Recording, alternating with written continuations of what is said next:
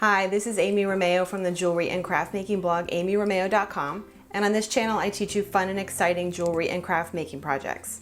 You know, I make a lot of faux leather earrings and I get so many questions from my viewers and the readers on my blog about what blade do I use and what machines do I use and what settings do I use. So I decided to make a quick video today sharing some of my best tips and tricks and secrets for how I get great faux leather cuts with a Cricut. So if you've been struggling with cutting your own faux leather and you've been wondering what those special little secrets might be, then this is the video for you. So if you're ready to dive in, go ahead, hit that subscribe button and let's get started. Today in my workshop, I'm making some faux leather butterfly earrings from one of my original designs. I'll leave a link below in the description so you can see where you can get this SVG cut file. But this is a 2-layer butterfly wing pattern, and cutting this pattern, it's a little bit intricate and it just cuts so well. I thought I would use this project as an opportunity to share with you some of my best tips, tricks, and secrets for cutting faux leather with a Cricut. So we'll go ahead and get started with tip number 1, which is about the blade. And I'm asked this all the time about what blade I use. And I use the standard fine tip blade that comes with your Cricut. It comes with the Cricut Maker, it comes with the Explore Air 2, and it comes with the Cricut Joy. This is the blade that I use 99% of the time to cut faux leather. You don't need the knife blade, you don't need the deep point blade. This is what I use. The second tip that I use to get great faux leather cuts with my Cricut is I cut one pair of earrings at a time. And I know that might seem silly when you have a big 12 by 12 mat that you can lay your material on and you have a nice big piece of faux leather, and really you could fit lots and lots of shapes on here and cut them out all at once. But the reality is, the more shapes you have to cut on a piece of material, the more chances that material is going to move and shift on your mat and mess up your cuts. So I cut one pair of earrings at a time, sometimes two, but no more than that. My third tip is I like to cut my material to size instead of putting a large piece of faux leather down on the canvas and then only having small shapes cut out of it. I like to cut a piece of material that's just slightly larger than the size that my shapes are going to cut from. And you can see what size material you need in Cricut Design Space. It'll show you in the map preview screen what size, basically what size box you'll need to cut for your shapes. And I like to cut it about a ½ inch larger on all sides just to have a little room. But that way, when we tape this down, which I'll show you shortly, when we tape it down, it's going to really hold because it's just a small piece of material instead of a large one. My fourth tip for cutting faux leather with a Cricut is I always use a nice and sticky purple strong grip mat. These mats have the stickiest surface and they're going to hold your material best to the cutting mat, and that's going to help you get a nice clean shape. So even when I use the purple strong grip mat, if I continually cut in the same top left corner over and over again, over time, even that spot is going to lose its stickiness, like you can see here. So one little trick that I like to do is in Design Space, I will move the design from cutting here in this location, and I'll try and find a place on a mat that will still have some sticky. So here you can see I'm moving the shape from the top left corner down to a more sticky location on the purple mat. So after I've cut the faux leather to the right size, then tip number 5 is I place the faux leather shiny side down on the mat. This is because this surface on the top, which is sort of a metallic faux leather, is going to stick better to the strong grip surface of the mat than the soft, fabricy, felt-like back. So I'm just going to put it down. It's not going to damage the front surface of your faux leather, so don't worry about that.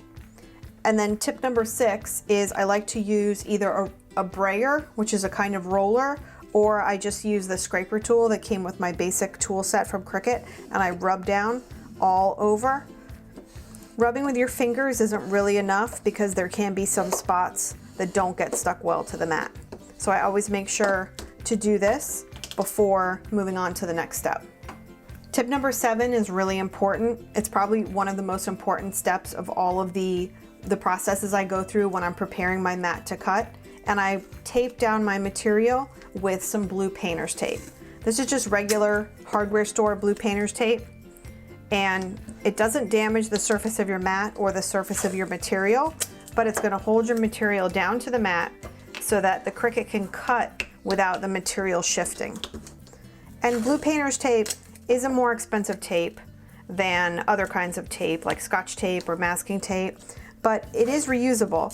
So when I'm done cutting the mat, I've always peel off the tape very carefully and I save it, and then I use it again in future cuts. And I can get 3, 4, sometimes 5 uses from a piece of blue painter's tape. Now you don't want to use masking tape on your purple mat, and you don't want to use Scotch tape either. It'll damage the surface of your mat. If you don't have blue painter's tape, you can use washi tape, the skinny sort of scrapbooking tape that sometimes people use. It has less adhesion on the back. Tip number 8 is about the material selection that I use when I'm cutting faux leather with my Cricut. And I like to use the setting called Faux Leather Paper Thin. Even though most faux leathers are not paper thin, this is the desired setting that I use 99.9% of the time, no matter what kind of faux leather I'm cutting or which of the Cricut machines I'm using. This is the setting I use with the Maker, with the Explorer Air 2, and with the Cricut Joy. So I just wanted to show you, if you don't have the setting already here in your favorites, you can click on Browse All Materials, and up in this search box, type faux leather, and it will appear. You'll be able to click on it and select it. Now, I just did that using my Maker. If you're using the Explorer Air 2, then you'll want to turn your dial to custom first before you make your material selection.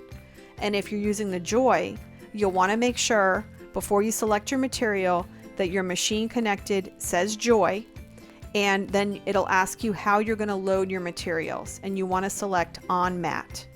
So then you'll be able to choose faux leather as your material. If you don't have the Joy selected and you don't tell it that you're going to use a mat, it won't present the faux leather option for you. It's smart, and it knows that it needs to cut faux leather on a mat. So the reason I like faux leather paper thin is it's an automatic double cut. So it's going to cut your material twice on the first pass, which is going to give you an extra bonus to be sure that your material cuts through.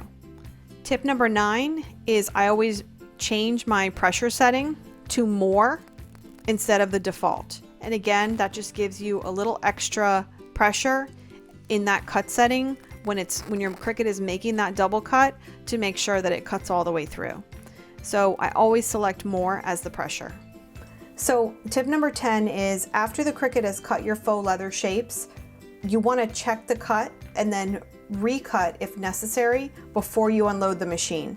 So before I hit this double arrow button and unload the mat, I always like to take a sharp tool like my weeding tool and come in here after the cut and sort of lift up the edge and see if the cut was made cleanly. If it wasn't, then I can go ahead and press the C button, and the faux leather paper thin double cut will repeat and cut again.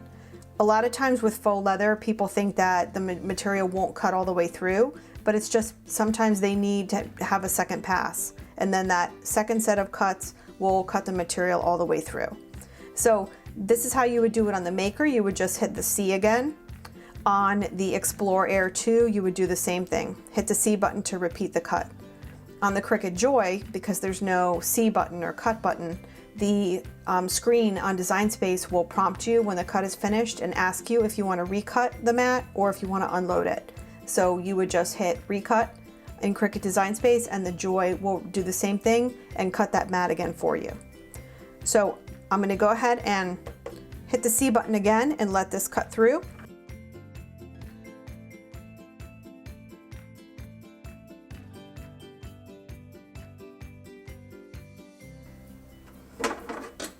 Now I'll check again, and yes, it looks like those shapes cut cleanly. I'll unload the mat and remove the shapes.